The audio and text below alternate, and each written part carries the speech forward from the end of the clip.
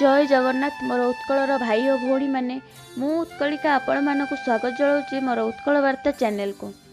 आसतु जानिबा आज ओडिशार प्रसिद्ध पुरी जगन्नाथ मंदिरर किछि आलौकिक कथा उपरे। जानिछंती कि आपण भगवान जेतेबेले चारिधाम यात्रा करती प्रथमे हिमालय उपरे थिबा बद्रीनाथ धाम रे जाई स्नान करती और तापरे पश्चिम रे गुजरात थिबा द्वारिका रे जाई वस्त्र पिंधि थांती और पुरी रे भोजन ग्रहण करी तापरे दक्षिण रे थिबा रामेश्वर रे जाई विश्राम ग्रहण करती। द्वापर पर भगवान कृष्ण पुरी रे रहिले और तांकु ही कुहागला जगन्नाथ। जगन्नाथ होउचंती जगतर नाथ, सेतिपय तांकु जगन्नाथ कहा जाय। पुरी रे जगन्नाथ भगवान को सहित तांको भाई बलभद्र और सान भौणी सुभद्रा स्थापन होइछंती। आज एही भिडियो रे जगन्नाथ मंदिर रो 10टी चमत्कारिता विषय रे कहिबी।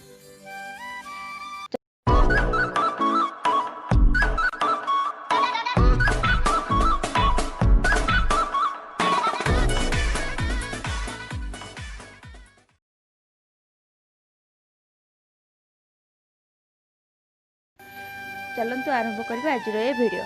प्रथमटी होउची जगन्नाथ मंदिर रे थिबा नाली ध्वजा पवन जो आडे बहे सदा सर्वदा तार विपरीत दिगरे बही थाए। द्वितीयटी होउची मंदिरर केबे हेले छाई पड़े नाही। एही मंदिरटी दुनियार भव्य और उच्च मंदिर। एही मंदिर 4 लाख वर्ग फुट्र एहार उच्चता 214 फुट। तृतीय चमत्कारटी होउची सुदर्शन चक्र को आपण मैंने जो आड़ू देखिए आपण को सामने लगी परी देखा जिवो। एहाकु पतित पावन और एहाकु नीलचक्र मध्य कहा जाए और एहाकु पवित्र बोली समस्ते मानती।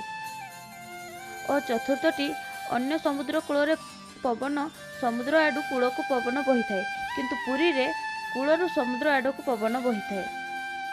पंचमटी होउची मंदिर उपरे केबे हेले आज जाए पक्षी उड़ीबार देखा जाई नहीं कि मंदिर चारि पाखरे मध्य पक्षी उड़ीबार देखा जाई नहीं, किंतु आपण माने देखिथिबे अन्य मंदिर मानकरे पक्षी उड़ीबार देखा जाईची, किंतु पुरी रे आज जाए पक्षी उड़ीबार देखा जाई नहीं।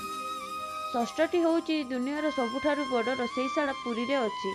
एठारे 500 रोषेया 300 सहयोगी साथरे भगवानकर प्रसाद तैयारी करा जाई थाए। एठारे गोटे दिन मध्य 20 लाख रु अधिक भक्त मैंने प्रसाद सेवन करें। कह जाए कि प्रसाद किछि हजार लोकों तैयारी होइथिले मध्य लक्ष लक्षकर पेट भरीजिव।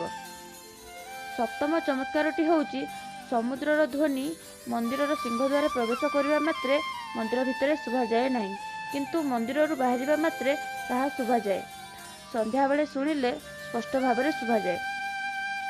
अष्टम चमत्कारटी होउची भगवानकर मूर्ति काठरे तैयारी होइची। 12 वर्षरे थरे नुआ मूर्ति तैयारी हुए, किंतु आश्चर्य कथा मूर्ति तैयारी हुए सत किंतु आकार और रूप सेहीपरि ही रुहे। नवम चमत्कारटी होउची विश्वर सबुठारु बड़ रथयात्रा आषाढ़ मासरे होई थाए।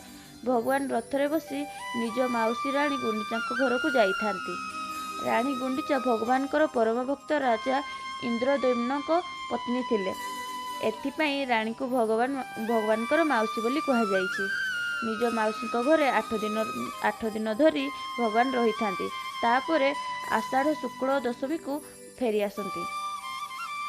दशम और शेष चमत्कारटी होउची भगवान हनुमान जगन्नाथ को समुद्र कठू रक्षा करती। कहा जाइछि कि समुद्र केते थर पूर्वर मंदिर को भांगी सारिछे, सेथिपाई समुद्र को नियंत्रण करिया पई भगवान मारुति को आज जाए रखिचंती।